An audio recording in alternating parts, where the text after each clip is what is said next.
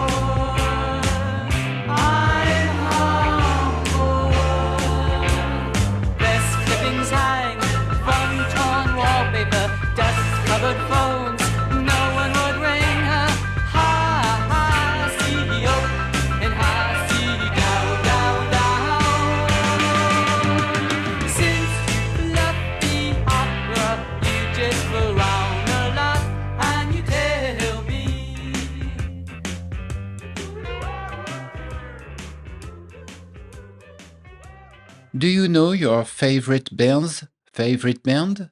This question has become a cliché, and any good rock fan will reply, Sparks, of course. In 40 years of career, the two brilliant brothers have always been ahead of their time, paving the way for what now seems like highways, but back then unsettled many ears and attracted sharp criticism. That's the lot of trailblazers. Here's a retrospective of their career.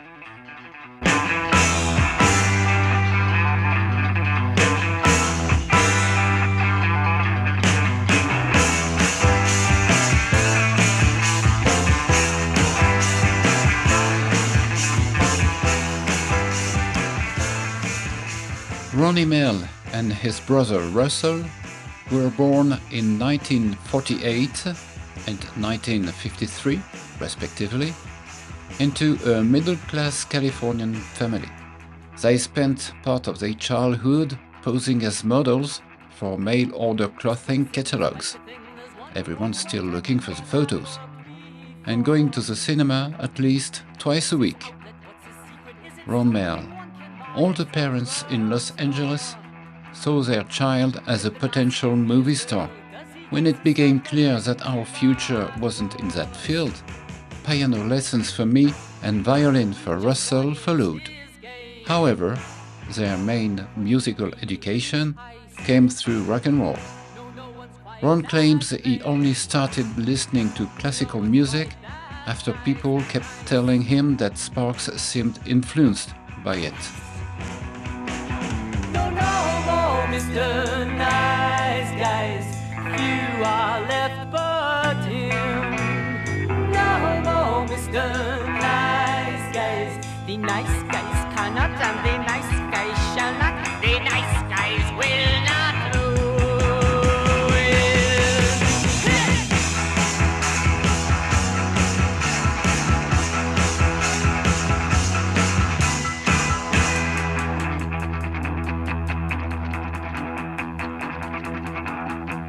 She expressed a strong desire in relieving him of his anxiety. She succeeded very well, for now she's mother to a nice family. If you had to call a winner, you would call it her, though she might disagree. He could be enticed, his game had to end, but he's still quite nice. She sees other men than him.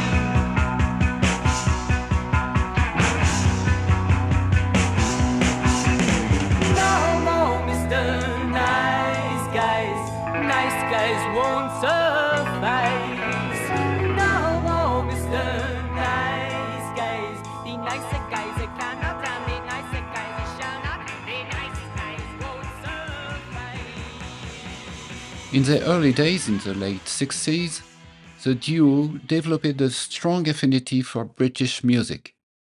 It must be said that at that time, creativity and energy had left the East Coast and migrated to Old Europe. Beatles, Stones, Kings, and above it all for the brothers, The Who. Ron was an absolute fan of Pete Townshend, The Who's guitarist. I considered the band my exclusive property because I was the only person in the neighborhood to own a quick one. I would have given anything to be the young Pete Townshend with his Rickenbacker guitar doing the windmill arm trick. But in our early concerts, Russell, dressed in a sailor suit, was carried onto the stage in a small papier-mâché boat, waving to a crowd of 4, maybe 5 people. That's when we realized we weren't going to be The Who. Ron loved flamboyant, extroverted rock stars, but as he couldn't imitate them on the keyboard, he decided to remain stoic and calm, following in the footsteps of silent films comedians like Charlie Chaplin, Buster Keaton, or Jack Tatty. This became something of the trademark for the band.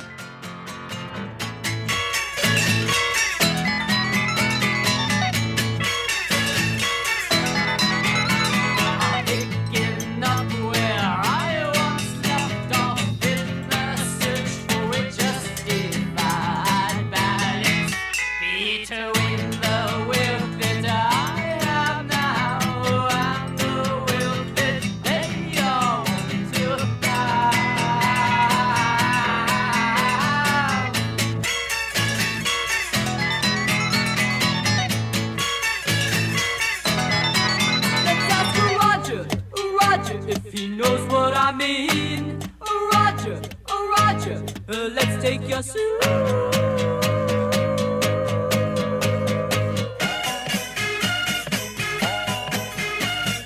How does she do it, Roger? How does she do it, Roger? How?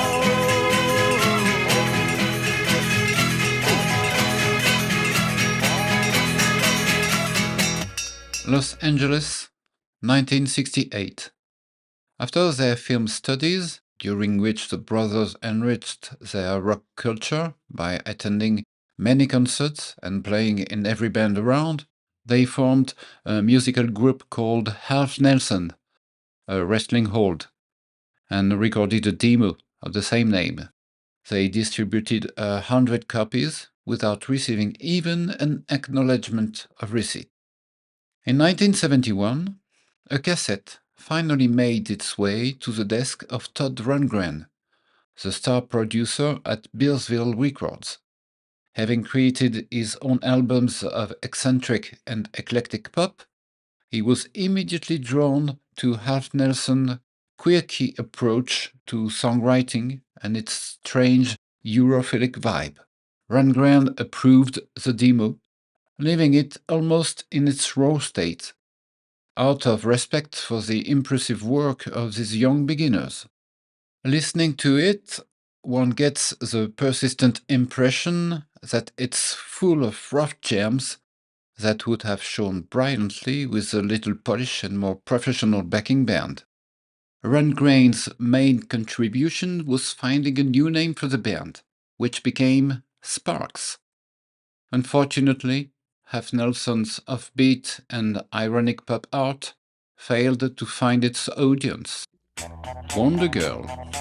She was a wonder girl, some girl that girl. She was a wonder girl, some girl that girl.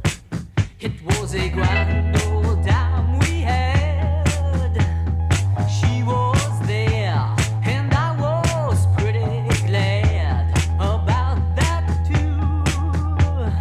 Knowing that she knew a thing or two. She was a wonder girl, some girl that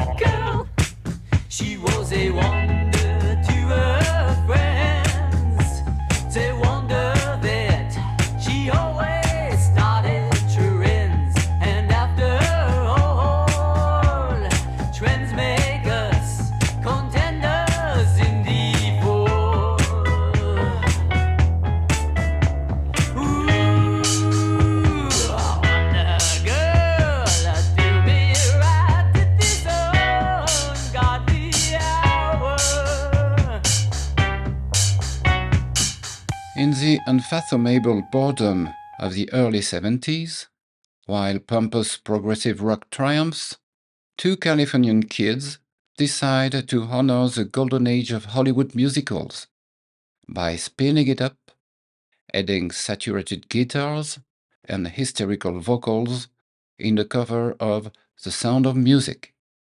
No one understands it, but for a handful of curious listeners, mostly in England but also in France, they grasp that the future once again holds an exciting flavor. 1 year after a debut album largely ignored by critics and the public, the Mel Brothers launch a Woofer in Tweater's clothing, which can only be honestly described as stunning. Incredible melodies, almost never before attempted baroque orchestration in rock, and a band, certainly not very effective but slightly pushed forward by a more ambitious production. ABC, The Sound of Music.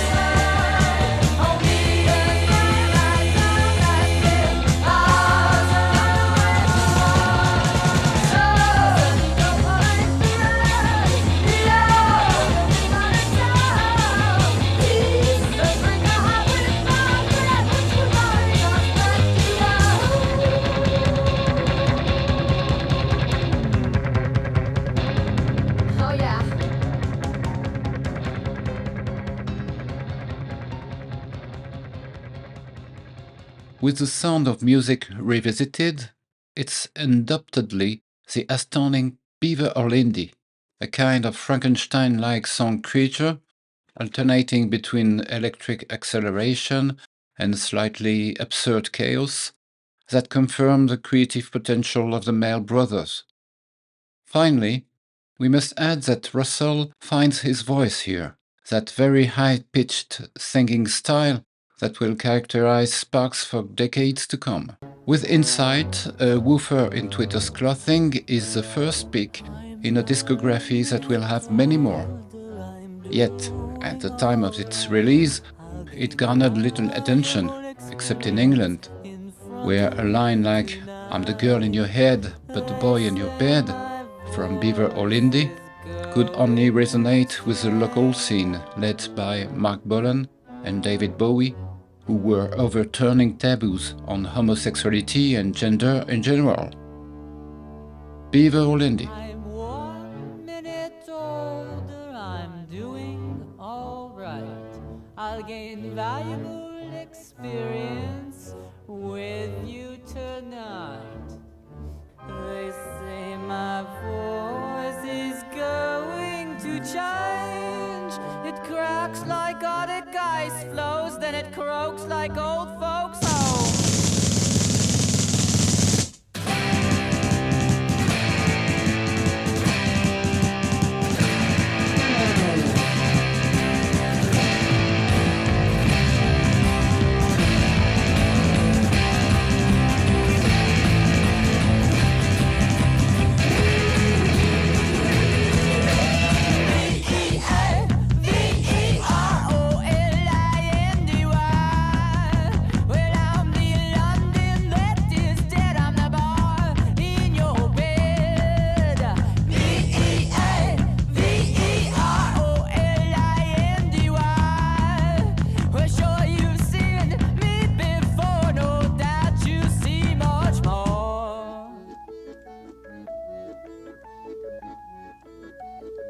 Well, I'm the girl in your head, but the boy in your bed. The trash must lie all the words that you say. You seen me before, you see much more. Well, I'm as big as can be, as big as TV. La la, you're my own run, yes, I'm the ones that you say, the ones that you say. The trash must lie all the words that you say. Well, you seen me before, you see much more. Well, I'm as big as can be, as big as TV.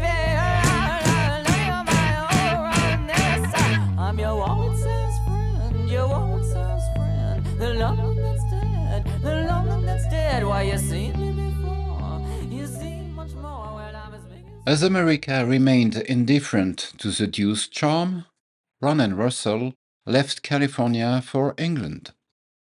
They took the opportunity to abandon the band format, which ultimately didn't fit their ambitions, and fully embraced the duo setup.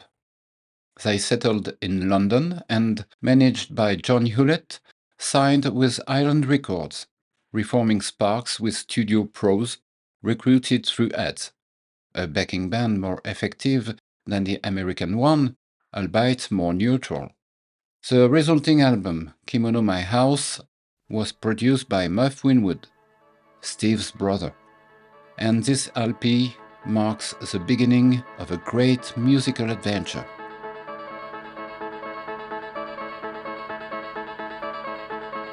Zoo time, is she a new time? The mammals are your favorite time. You're running water tonight. Heartbeat, increasing heartbeat. You hear the thunder of stampeding rhinos, elephants and tacky tigers. This town ain't big enough for the both of us. Heard tell me who's gonna leave.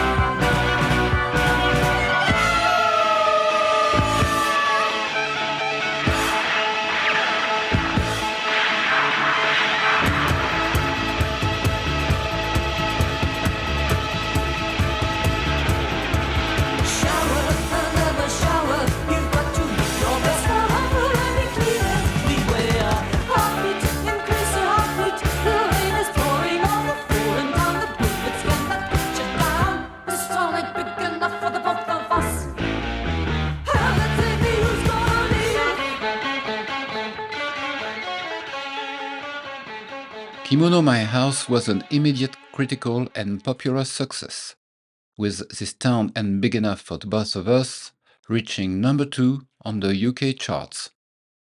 It's rumored, in certain circles, that its influence inspired Queen to write Bohemian Rhapsody. Russell had found his voice, the lyrics were delightfully humorous and intelligent, and fans were already extracting quotes to accompany them through life. For a poor provincial kid hating the holiday season, Thanks God It's Not Christmas was a gift from heaven. Baked by frenzied rhythm and highly electric guitars, Ron's songs were a dazzling mix of iconoclastic ideas, the reference to musicals, operettas, even serious music were still present, but now perfectly integrated into a rock dynamic, along with irresistible melodies. Amateur Hour.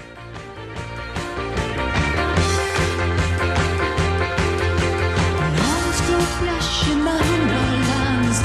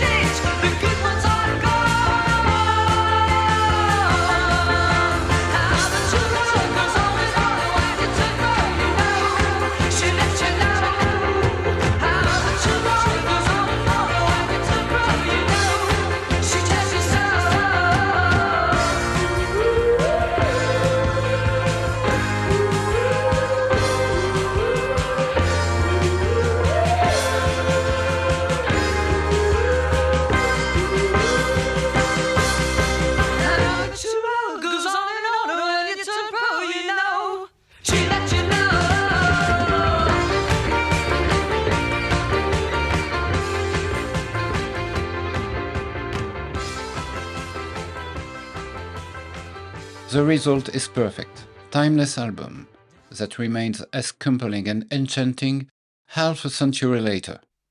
And it was just the beginning. 2 tracks to conclude this first episode: Hasta Manana, Monsieur, and Here in Heaven.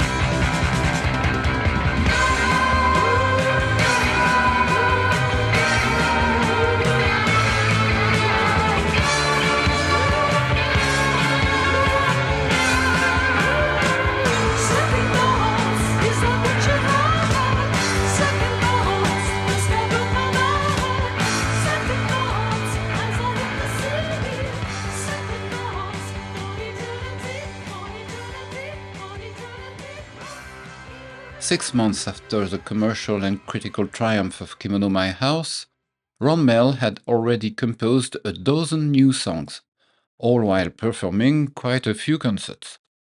Propaganda, the group's second English album, was produced by Tony Visconti, who had worked with T-Rex, The Strobes, Gentle Giant, David Bowie. Quite the resume. At work, at home, at play.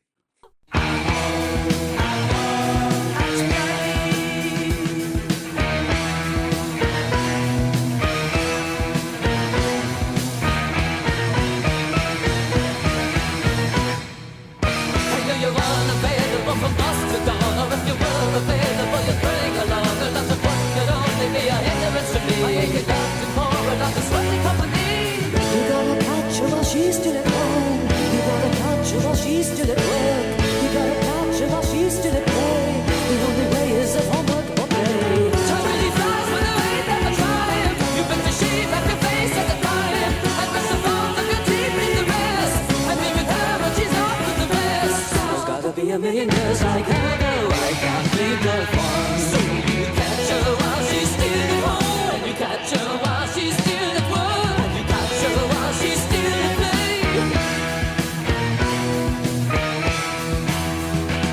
Don't let the calendar be any cause to pout. There is a bit of time when there are few about. I'm gonna stand the issue of a longevity just to bail myself of all the time that she is free. You gotta catch her while she's still at home. You gotta catch her while she's still at work.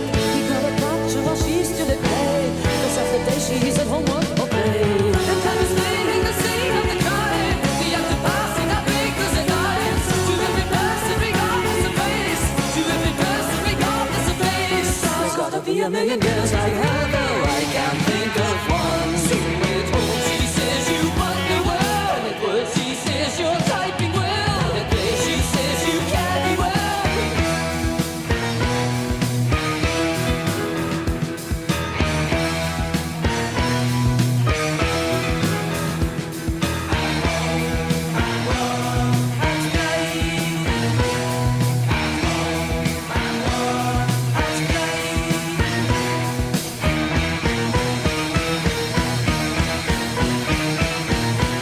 There's gotta be a million girls like her, though I can't think of one. So you catch her while she's still at home. You catch her while she's still at work. You catch her while she's still at play. A bit less rock, Propaganda brings back kitsch and baroque atmospheres here and there, seen in the operatic declamation that opens this review.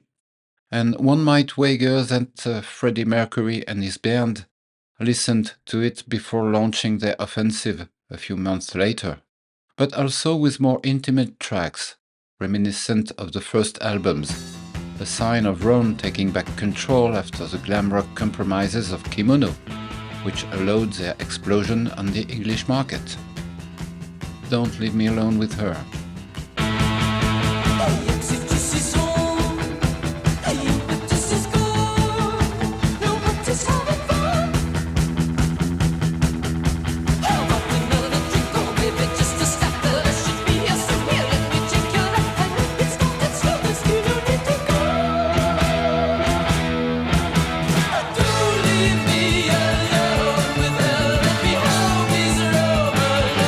With her, I could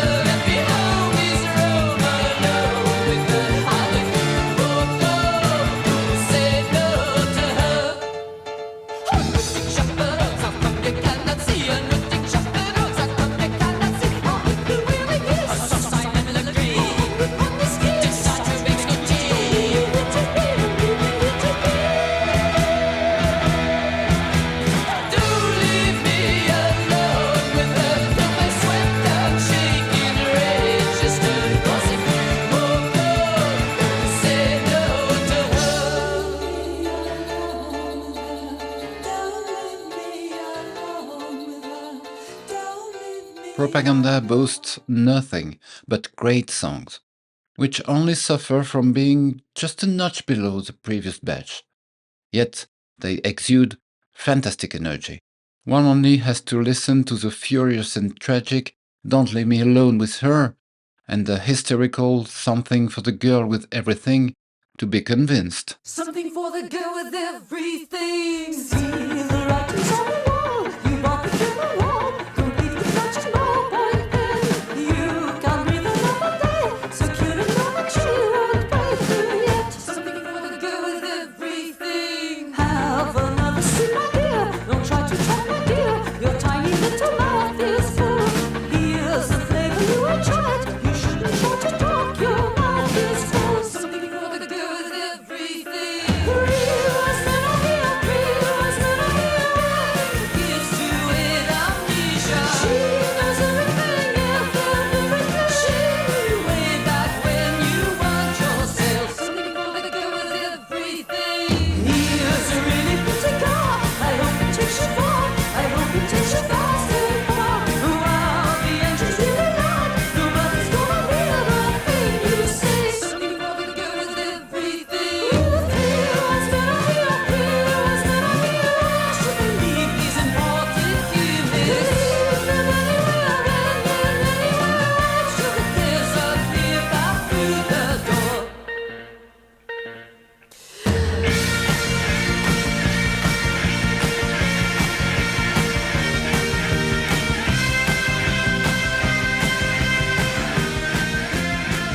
Something for the girl with everything.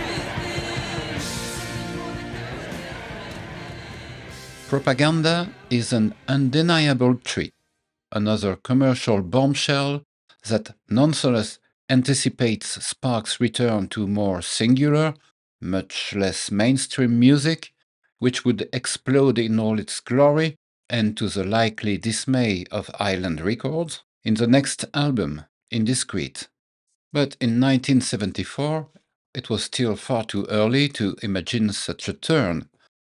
In the meantime, here's one last track from Propaganda, whose tragic ambience foreshadows some of the duo's finest songs to come. Never Turn Back on Mother Earth. When she's on her best behavior, don't be tempted by her favors. Never turn your back on Mother Earth.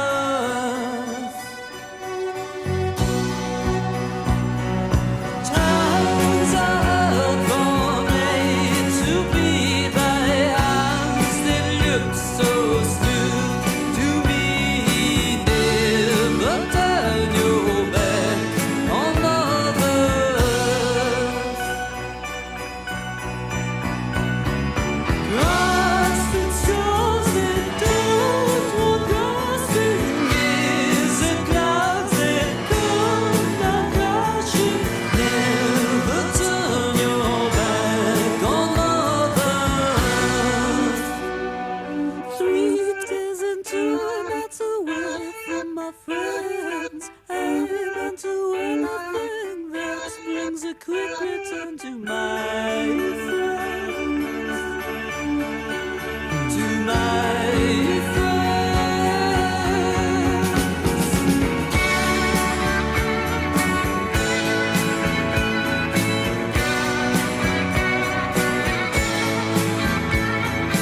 Never turn your back on Mother Earth. Will I admit I was unfaithful? This podcast is over. I hope you enjoyed it. If so, your comments are welcome, as are your subscription. And don't forget that